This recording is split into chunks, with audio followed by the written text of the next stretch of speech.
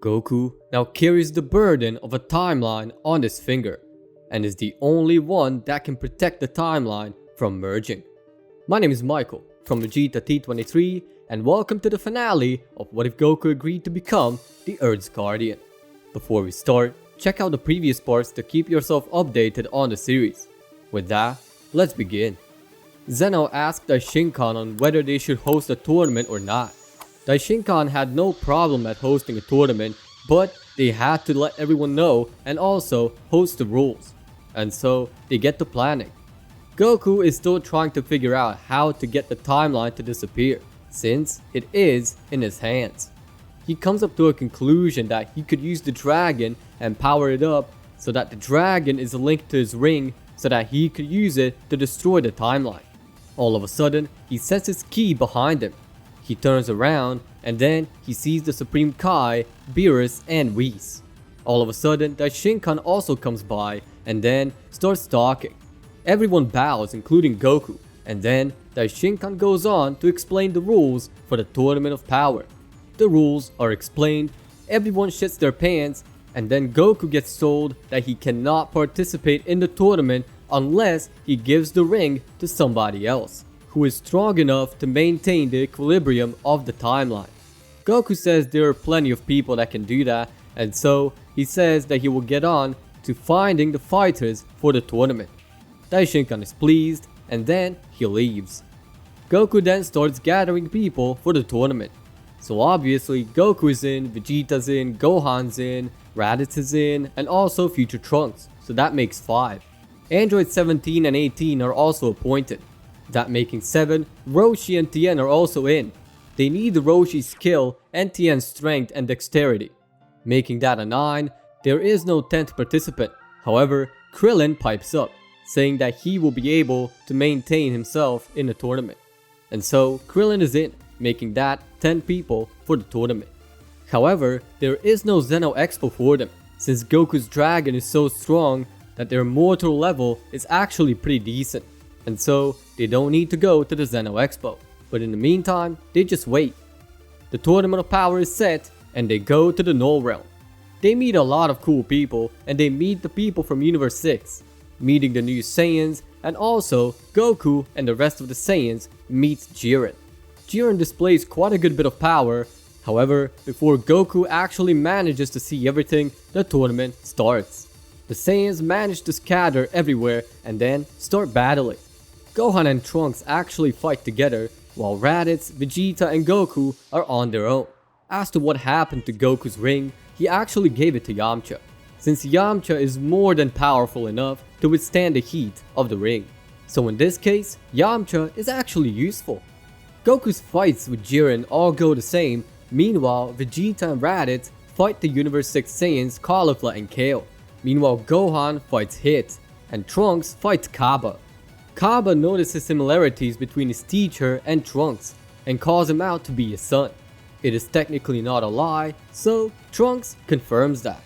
Goku's Ultra Instinct wears off, but he's still able to fight, and Vegeta and Raditz have managed to push Caulifla and Kale to fuse into Kefla.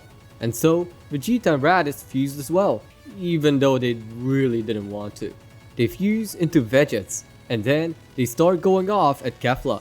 The two fusions heat up the battlefield so much that everyone in the fight zone can feel it, and even in the bleachers. Roshi fights Frost and also nearly dies, however, he manages to seal him with help of Trunks. Roshi became too tired and then forfeits the battle. Tien got kicked off of the platform due to a bugman that tripped him out. And the same goes for Krillin. Android 18 saves Android 17 from falling down, meanwhile sacrificing her own chance in a tournament. And so she is out too. Meanwhile, Goku being Goku goes up against Jiren once again. However, Toppo comes in clutch. So Goku yet again has to use Kaioken on Super Saiyan Blue. He manages to defeat Toppo, however, Jiren is not that easy to deal with. So Goku, yet again, is forced to use Ultra Instinct, and this time mastering it as well. But in the heat of all of the battle, something changes. Daishinkan notices a change in the Null Realm. Something bad is going down. as the sky turns into a bright purple and then bright blue. Everyone notices that but pretends nothing happened.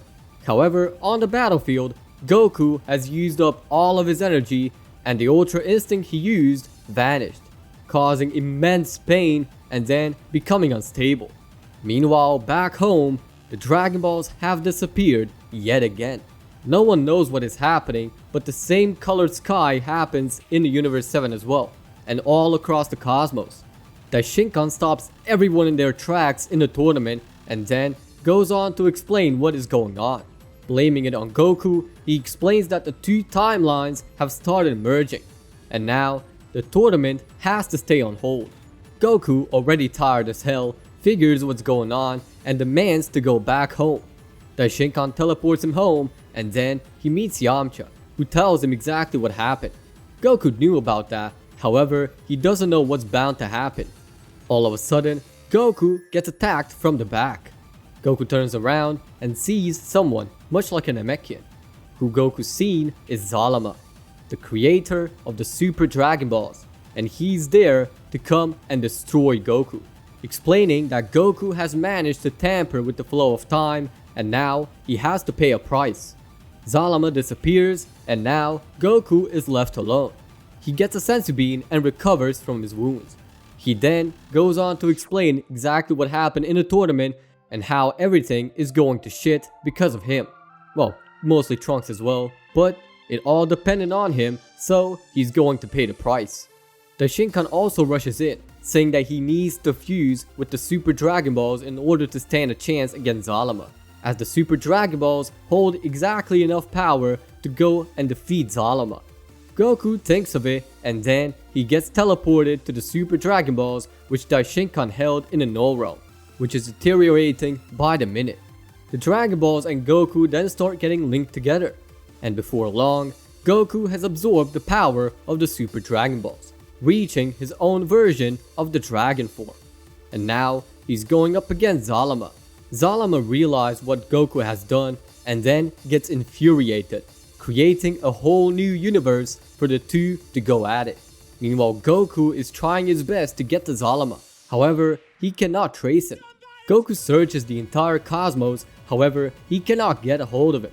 Using the power of the Super Dragon Balls, he teleports from place to place, however, he just cannot find Zalama, as Zalama filtered his location out of his own creation, so that nobody can find him.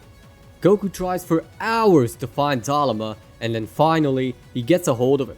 He teleports to Zalama and sees a whole another universe right in front of him, seeing Zalama right in the middle of it. And then and there, Zalama and Goku begin the battle. Zalama immediately goes for an offense, however, Goku kicks him further away. Then, Zalama throws a variant of the Special Beam Cannon right at Goku, which damages Goku a little bit, however, Goku managed to dodge. Goku then throws his Kamehameha and then hits Zalama with it, but Zalama is not even phased. Zalama then kicks Goku into a planetoid, and Goku hits the planetoid, however, is mostly unscathed. Goku keeps on spamming the Ki Blast right at Zalama, all while Zalama is trying to block. That was a good distraction to instant transmission behind Zalama and kick him into the planetoid, which he got kicked in. Zalama then summons all of his power and goes to rush Goku. Goku prepares his own Dragon Fist and then goes for Zalama. As they are approaching each other, their power levels skyrocket and then they hit each other. After a short pause, Zalama is seen with a hole in his chest, slowly disintegrating away as Goku's power dissipates. The timelines start returning to normal, and Zalama tells Goku that his power is now Goku's, that he deserved it, and that he saved the timelines. The timeline now gets completely expunged. Meanwhile, Goku infuses from the Super Dragon Balls, and then the Super Dragon Balls materialize again. Everything returns back to normal, and with Goku now being the owner of the Dragon Balls, we've come to an end of the series. I hope you enjoyed the video. Leave a comment on what shall I do next. Like if you liked the video. Dislike if you can't wait for the new series. Check out my Discord server in the description below. And as always, peace out.